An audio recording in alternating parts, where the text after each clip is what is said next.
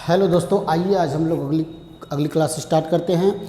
और आज हम लोग का क्वेश्चन नंबर 16 है और आप देख रहे हैं कि ऊपर हेडिंग है CHSL 11 जुलाई 2019। मतलब ये सारे क्वेश्चन हम लोग उन क्वेश्चन की प्रैक्टिस कर रहे हैं जो क्वेश्चन पिछले साल के CHSL के एग्ज़ाम में पूछे गए हैं, CHSL के एग्ज़ाम में आ चुके हैं किसी न किसी साल। तो आइए आज का पहला क्वेश्चन स्टार्ट किया जाता है। आज देखिए पहला क्वेश्चन क्या दिया है। एक व्यक्ति किसी वस्तु को 96 रुपया में बेचकर 20% की हानि पाता है, तो 15% का लाभ कमाने के लिए उसे कितने रुपए में बेचना चाहिए। क्लियर है।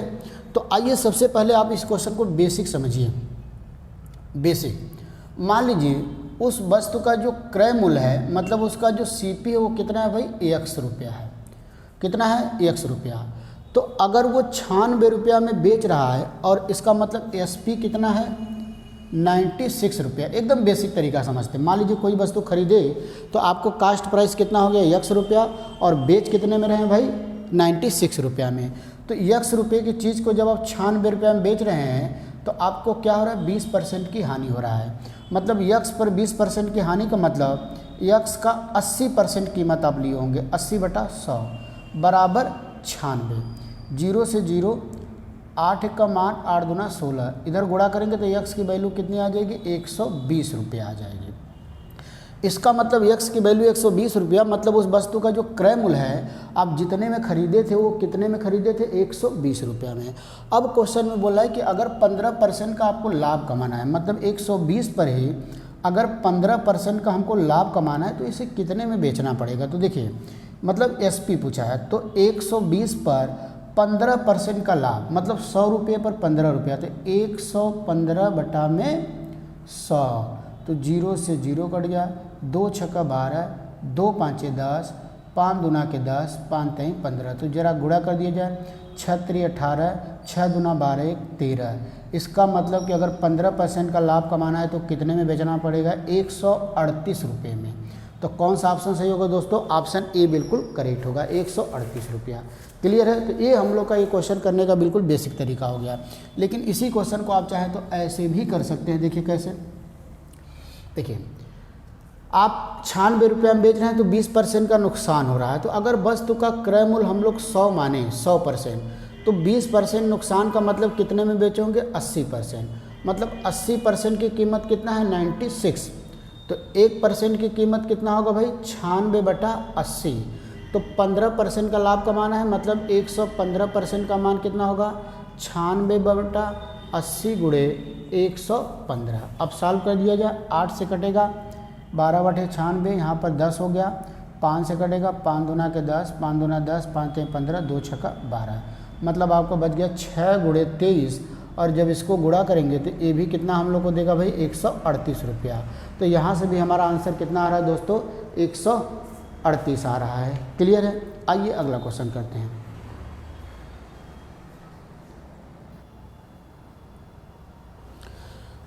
आइए दोस्तों अगला क्वेश्चन देखते हैं। ट्रिग्नोमेट्री का क्वेश्चन, बहुत बेहतरीन क्वेश्चन। और इस तरीके का क्वेश्चन सेम यही क्वेश्चन, बस कास की जगह साइन था और पहले भी एग्जाम में आ चुका है और पहले वाले लेक्चर में हम लोग क्वेश्चन कर चुके हैं। देखिए दिया क्या है, दिया कि 0 और 90 डिग्री के बीच सभी अल्फ़ा i बराबर 1 2 3 कहाँ तक है, 20 तक के लिए cos alpha 1 plus cos alpha 2 plus cos alpha 3 dot dot dot plus cos alpha 20 का मान 20 है। तो आपको बताना है कि alpha 1 plus alpha 2 plus alpha 3 plus alpha 4 कहाँ तक, अल्फ़ा 20 तक का मान क्या होगा, 0 डिग्री, 900 डिग्री, 1800 डिग्री और 20 डिग्री। ठीक है। तो अब देखिए cos alpha 1 plus cos alpha 2 plus cos alpha 3 कहाँ कितनी बार जोड़ना है, 20 बार। और सबकी वैल्यू कितनी आ जानी चाहिए, 20 आनी चाहिए। आपको पता होगा कि साइन थीटा और कास थीटा की जो मैक्सिमम वैल्यू होती है वो होती है 1। साइन और कास की मैक्सिमम वैल्यू 1 होती है। 1 से ज़्यादा साइन और कास का मान कभी नहीं हो सकता है। और आप जानते हैं कि कास अगर 20 बार जोड़ना है और योगफल 20 आ जाए, इसका मतलब इसकी वैल्यू भी 1 होना चाहिए, इसकी वैल्यू भी 1 होना चाहिए, इसकी वैल्यू भी 1 होना चाहिए और डॉट डॉट डॉट इसकी वैल्यू भी 1 होना चाहिए। मतलब सभी की वैल्यू 1 होना चाहिए, तभी 20 बार जोड़ने के बाद 20 आ पाएगा। तो 1 कैसे होगा, आप जानते हैं अल्फ़ा 1 का मान क्या रखा जाए, अल्फ़ा 2 का मान रखा जाए, अल्फ़ा 3 का मान, इसी तरह अल्फ़ा 20। तो आप जानते हैं कि कास 0 बराबर 1 होता है। तो अल्फ़ा 1 का मान हमको 0 डिग्री रखना पड़ेगा, अल्फ़ा 2 का मान भी 0 डिग्री रखना पड़ेगा, अल्फ़ा 3 का मान भी 0 डिग्री रखना पड़ेगा, तभी जाके सभी की जगह 1 आ पाएगा और जोड़ने के बाद b।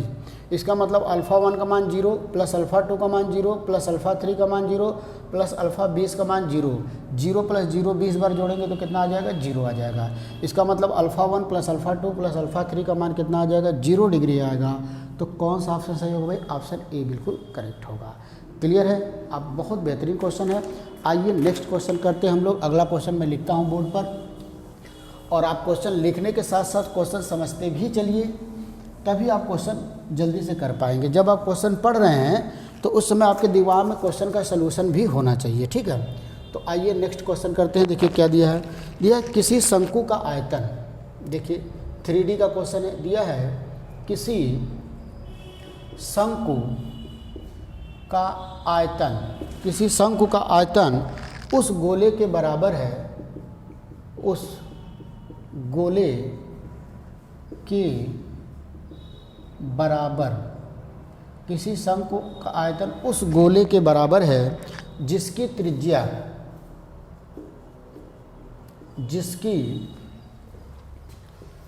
जिसकी त्रिज्या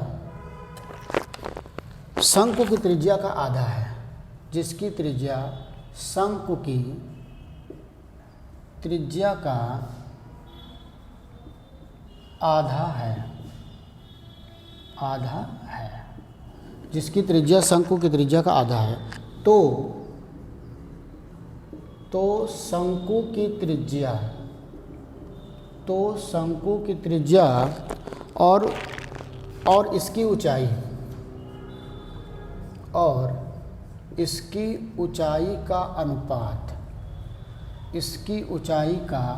अनुपात क्या होगा, और इसकी ऊंचाई का अनुपात क्या होगा। बहुत बेहतरीन क्वेश्चन, और 4 ऑप्शन हमारे पास है। पहला ऑप्शन है 1:4, जो बी ऑप्शन है वो भाई 4:1, और जो सी ऑप्शन है वो 1:2, और जो डी ऑप्शन है दोस्तों वो है 2:1। तो आइए क्वेश्चन हम लोग का लिख चुका है, क्वेश्चन हम लोग समझ भी गए हैं। दिया है किसी शंकु का आयतन उस गोले के आयतन के बराबर है जिसकी त्रिज्या, मतलब गोले की त्रिज्या की बात कर रहा है, जिसकी त्रिज्या शंकु की त्रिज्या का आधा है। तो शंकु की त्रिज्या और शंकु की ऊंचाई का अनुपात आपको बताना है। तो आइए देखिए, ये होता हम लोग का, इस तरह का हम लोग का होता है शंकु। सपोज कर लीजिए इसकी त्रिज्या r और इसकी ऊंचाई h, और एक हम लोग बना लेते हैं गोला, और इसकी जो त्रिज्या है वो r/2 है, क्योंकि बोला था कि इसके त्रिज्या के आधा है। अब दोनों का आयतन बराबर है, तो आप जानते हैं किसी भी शंकु का जो आयतन होता है 1/3 पाई r² h, और जो गोले का आयतन होता है वो होता है 3/3 4/3 पाई r³। तो r की जगह r/2 रखेंगे और होल क्यूब कर देंगे। अब पाई/3 से पाई/3 कैंसिल, यहाँ बच गया r² h बराबर, यहाँ देखिए r³, अच्छा यहाँ 4 भी बचा है, और नीचे कितना बचा, 2 का क्यूब करेंगे तो 8, तो 4 से 4 गुना के 8, r² से r², तो h बराबर r/2। तो पूछा क्या था भाई, शंकु की त्रिज्या और गोल इसकी ऊंचाई, तो अगर 2 को इधर ला दें तो 2h बराबर हो जाएगा r, लेकिन r/h पूछा, तो r और h को ला देंगे नीचे तो यहाँ 2 रहेगा और बटा में 1, तो इसका मतलब r और h का अनुपात कितना आ गया, 2:1। तो कौन सा ऑप्शन सही होगा, ऑप्शन डी हमारा बिल्कुल करेक्ट होगा। तो आप देख रहे हैं कि कितना बेहतरीन क्वेश्चन था, और बहुत मुश्किल क्वेश्चन नहीं था, बहुत ही आसान क्वेश्चन था। क्लियर है, तो आइए अगला क्वेश्चन करते हैं हम लोग।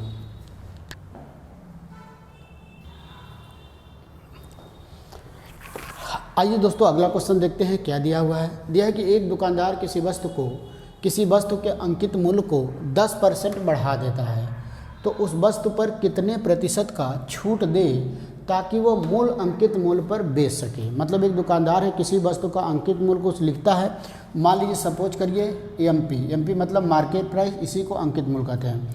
सपोज करिए कि अंकित मूल्य कितना है, 100 रुपया है। अब इस अंकित मूल्य को 10% बढ़ा देता है, इसका मतलब इसका मूल्य कितना हो जाएगा भाई, 110 रुपया हो जाएगा। क्लियर है, तो आप बोल रहे हैं कि 110 रुपया पर कितना परसेंट का छूट दे कि वह उस वस्तु को मूल अंकित मूल्य पर, मतलब 100 रुपये में ही बेच सके। तो अब बताइए किसी चीज़ का मूल्य अगर 110 है और हमको 100 रुपया में बेचना है तो इसका मतलब हमको छूट कितना देना पड़ेगा, 110 माइनस 100 बराबर 10 रुपया। इसका मतलब 110 पर हमको कितना छूट देना पड़ेगा, 10 रुपया।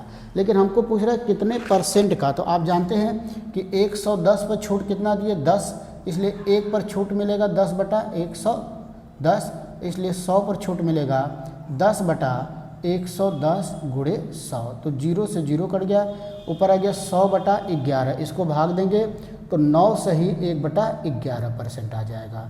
9 सही 1 बटा 11%, मतलब ऑप्शन बी हमारा बिल्कुल करेक्ट हो जाएगा। क्लियर है? बहुत ही बेहतरीन क्वेश्चन था और बहुत ही बिल्कुल आसान क्वेश्चन। अच्छा, इस क्वेश्चन को ऐसे भी कर सकते हैं, थोड़ा सी परसेंटेज जब हम लोग चैप्टर पढ़ेंगे तो आपको बहुत डिटेल में मैं पढ़ाऊँगा। अगर किसी भी चीज़ में 10% की वृद्धि, 10% का मतलब क्या होता है भाई, 1/10। अगर किसी भी वैल्यू को 1/10 की वृद्धि कर दिया जाए और फिर हमको उसी वस्तु पर आना है तो उसमें हमको 1/11 की कमी करना पड़ेगा, 1/11 की कमी करना पड़ेगा। और 1/11 का मतलब होता है 9 सही 1/11%। तो इस वाले कॉन्सेप्ट, इसको कमी और वृद्धि का कॉन्सेप्ट बोलते हैं, कमी और वृद्धि। इसके बारे में डिटेल में हम लोग बातें तब करेंगे जब मैं आपको परसेंटेज चैप्टर पढ़ाऊँगा। तो अगर ये वाला कॉन्सेप्ट आप जान गए तो बहुत क्वेश्चन ऐसे हैं जिसको मुश्किल से 1 या 2 सेकंड में हम लोग कर सकते हैं। तो 9 से 1/11% आ गया, तो हमारा ऑप्शन क्या होगा, बी ऑप्शन बिल्कुल करेक्ट होगा। क्लियर है? तो आइए एक क्वेश्चन और हम लोग करते हैं, अगला क्वेश्चन किया जाए। देखिए क्या दिया है दोस्तों, बहुत बेहतरीन क्वेश्चन हम लोग आज कर रहे हैं। और ख़ास बात यह है कि ये सभी क्वेश्चन एग्ज़ाम के पूछे हुए क्वेश्चन है, ये सारे क्वेश्चन एग्ज़ाम के पूछे हुए क्वेश्चन हैं। आइए अगला क्वेश्चन क्या दिया है, देखिए नंबर सिस्टम से दिया है कि यदि संख्या, कोई संख्या दिया है, कितना दिया भाई, 7 9 x 0 0 0 0, 4 बार 0 है, ठीक है, फिर 1, फिर y, फिर 6। ये संख्या 88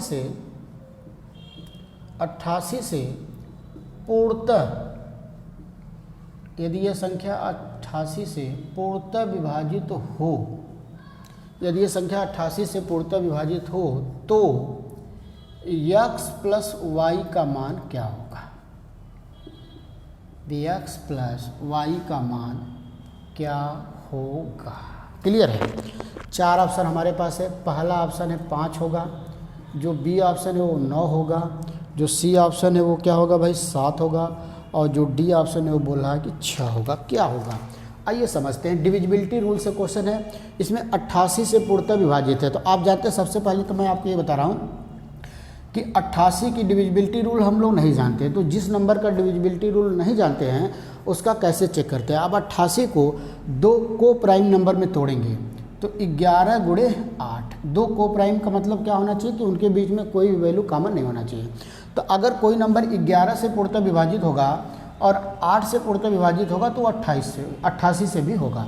जैसे आपको मैं बोलूँ कि 36 का चेक करिए, तो आप बोलेंगे 4 गुणे 9 में तोड़ेंगे। अच्छा, इसको 12 गुणे 3 में आप नहीं ब्रेक करेंगे, क्योंकि 12 और 3 में 1 के अलावा 3 कॉमन है, मतलब 12 और 3 1 के अलावा 3 से भी कट रहे हैं। और को प्राइम नंबर का मतलब ये होता है कि 1 के अलावा किसी और कॉमन नंबर से नहीं कटना चाहिए। तो अगर जो नंबर 4 से विभाजित होगा और 9 से भी होगा वो नंबर 36 से भी होगा। आप समझ गए? तो आइए हमको चेक करना है। अब नंबर हमारे पास क्या दिया भाई, 7 9 x 1 2 3 4 1 y और 6। अब इस नंबर को चेक करना है कि 11 और 8 से। तो सबसे पहले हम लोग 11 से चेक करते हैं। 11 की डिविजिबिलिटी रूल क्या होता है, अगर किसी संख्या में एकांतर अंकों का योग, मतलब पहला, तीसरा, पाँचवां, सातवां, नौवां, एकांतर अंकों का योगफल का अंतर, मतलब जो सम पोजीशन वाले अंक हैं उनको एक साथ जोड़ेंगे और जो विषम पोजीशन वाले अंक हैं उनको एक साथ जोड़ेंगे, फिर दोनों का डिफरेंस ले लेंगे। अगर वो डिफरेंस 11 से विभाजित होगा तो पूरा नंबर भी 11 से विभाजित होगा। तो सबसे पहले अगर हम नंबरिंग करते हैं, यहाँ पे 1, यहाँ पर 2, यहाँ पर 3, यहाँ पर 4, यहाँ पर 5, 6, 7, 8, 9, 10। तो देखिए पहला, तीसरा, पाँचवां, सातवां, नौवां को एक साथ जोड़ेंगे तो 7 plus x plus 0 plus 0 plus y, तो कितना आ जाएगा भाई, 7 प्लस x प्लस y। अब दूसरा, चौथा, छठवां, आठवां और 10वां वाले को एक साथ, तो 9 + 0 + 6 + 1 + 6 बराबर कितना आ रहा? अच्छा y इसमें नहीं आ रहा है, कितना आ गया? 6 6 12, 9 1 10, 12 और 10 22 आ गया, 22। फिर से एक बार चेक कर लिया जाए बिल्कुल सही है कि नहीं हम लोग का। दूसरा का मतलब 9 हो गया, चौथा का मतलब 0 हो गया, छठवां का मतलब 0 हो गया, आठवां का मतलब 1 हो गया और 10वां का मतलब 6 हो गया। क्लियर है? तो 9 6 15, 15 और 1 16 और 16 और 6 22 हो गया। ठीक है, अब इन दोनों का हमको क्या लेना है? डिफरेंस लेना है। तो घटाते हैं ज़रा, 7 + x + y - 22, तो कितना आ जाएगा? तो x + y माइनस कितना आ गया? 15, 15 7 22। क्लियर है? ऑप्शन में कोई मैच नहीं कर रहा है। तो अब ये नंबर 11 से कटना चाहिए। एक बार कैलकुलेशन को हम लोग फिर से चेक कर लिया जाए। पहले स्थान पे कितना है? 7, तीसरे पे x है, पाँचवें पर 0 है, सातवें पर 0 है, आठवें के बाद 9वें पर y है। ठीक है, यहाँ तक सही है।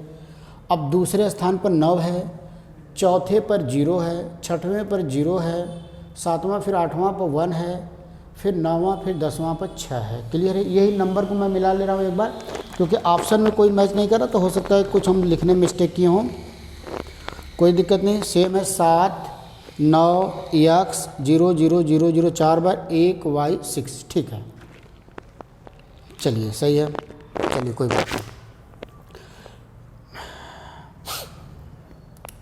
चलिए यहाँ तक बिल्कुल सही है। अब चलिए करेक्ट हो गया हम लोग का। ठीक है, तो अब ये नंबर जो है, ये नंबर 11 से कटना चाहिए। अब जो है कि 11 से कटने के लिए दो चीज़ें हैं। अब इसकी वैल्यू या तो 0 आ जाए, या तो 11 आ जाए, या तो 22 आ जाए, या तो 33 आ जाए, या तो 44 हो जाए।